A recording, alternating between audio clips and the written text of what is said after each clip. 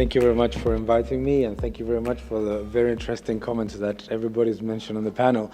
As a Spanish entrepreneur, I find myself a little bit like a German pharmacist, so I understand all the challenges that everybody's been mentioning. I think that I'm going to stick to the two questions that you mentioned, that were mentioned in the program. Has Spain learned from its mistakes? I remember in 2011 when I live in London and I used to come to Spain, and people would ask me, what is the capital of Spain? I used to say zero. There was no capital.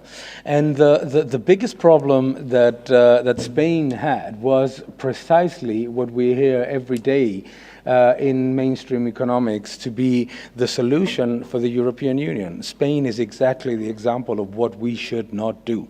In 2008, Spain, after a massive real estate bubble, lost 40 billion euros of tax revenues that came from that real estate bubble, and decided to do what everybody in the mainstream economic agenda would recommend, which is to spend. And it decided to spend like there is no tomorrow. In fact, when I last went to Argentina, to Buenos Aires, I explained to my friends in Argentina, a country that is not precisely known for its sound economic policies, that Spain went into a 10% public deficit and a 10% trade deficit at the same time, and they think that we were crazy, and we were. And we were. Between 2008 and 2011, Spain entered into an absolutely monstrous, expansive and expensive deficit program. So much that the accumulated deficit reached 625 billion in 4 years. That those 625 billion were spent wisely in airports with no planes, that look like the Death Star, by the way. If you go to any of those airports, they're absolutely amazing to look at. That's cool. That's cool. It is cool if you don't have to pay for it. Right? We have to pay for it. So public stimulus. You go to any village in Spain, you will find that in every corner there are these absolute monstrosities of statues that you probably don't know were paid with public money. Anyway, the situation was so bad that in 2011, the new government found itself not only with the burden of a 10% fiscal deficit and a 10% trade deficit, but 40 billion euros of unpaid bills to SMEs, but another 40 billion euros of delayed invoices from the regional communities, and a 65 billion capital hole in the public banking system. So it was almost impossible. I was on CNBC on the 31st of December of 2011, and they said to me, it is absolutely impossible that Spain will reach some level of growth in the next 20 years. It is absolutely impossible. However, it happened. It happened, and we did learn a few things. We did learn a few things. If we look at the last budget that was approved, well, that is in process of being approved in Spain, we can see, for example, that infrastructure spending has not been touched at all in the last 8 years. That is a good thing. You can see that, for example, the public spending to GDP remains between 3 to 5 points below the average of the comparable countries in the European Union, which is a good thing. You can see that, for example, the tax cuts that were implemented in 2015 and 2016 have led to an increase in revenues of more than the growth in nominal GDP. So things have started to work. So things have started to work, and there are positive things there.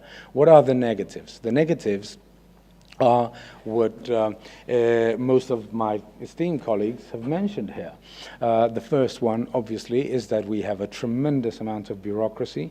It is a country in which it is very, very complicated to start a business. It is very onerous to hire people. Labor tax reform was positive, and it stopped the bleeding in the labor market, but it is still a very expensive country to hire people. Me, as an entrepreneur with a business in London and a business in Madrid, it costs me 20% more to hire somebody with the same net revenue for the worker. It costs me 20% more to me in Madrid than it cost me in London. And Madrid is considered a tax haven in the rest of Spain. And everybody's talking, somebody said it over here, about this atrocious concept of harmonizing. Harmonizing in Spain means raising. No one has ever talked about harmonizing to the level of Madrid. No? Madrid doesn't have inheritance tax, and other regions want to implement it. So we did learn a lot of things, and I think that is, I would say, the positive thing that we can say out of it. And in effect, what was deemed to be impossible ended up being possible. 3.5%, 3.2%, 3.3% growth of GDP, more than 500,000 jobs created a year, and a much more improved economic outturn. Very important, coming back to what my esteemed colleague from Italy was mentioning, a massive financial sector reform, in which the financial sector was literally stripped down to let everybody see and decide what was viable, what was solvent, and what was, and that made a huge difference in terms of attracting capital and returning to confidence. So confidence is there. What is the problem? The problem is that, and it's, yes, exactly 2 minutes. The biggest problem is that in this latest budget, Spain still will spend 11% more than it spent in 2011. That is still a deficit country. It is still a deficit country. We have a primary surplus and we have a low trade deficit, but it's still a deficit. It is still a problem because 65% of the parliament in Spain wants to spend between 60 to 65 billion more in their economic programs, and the other part wants to spend only another 35 billion. So we have, in general, a lot of people really wanting to come back to 2007. And in this sense, it is extremely important for the European Union to be decisive. It is extremely important for the European Union to be decisive because Spain has been an example for many things, but it cannot be an example of going back to the mistakes of the past. And we cannot whitewash populism by giving them 20% of what they demand, because voters, when you give them 20% of what the populists want, say, what's the difference between 20 and 100%? So the big Spain is not only a hope for the European Union and for the peripheral countries and for Greece and for so many other countries, with all of its challenges that it has, but it is also the biggest threat. It is also the biggest threat because if we give in to the populist messages, to the populist demands, the European Union will not survive the next crisis, and it's a very large economy that cannot go under. Thank you very much. Okay,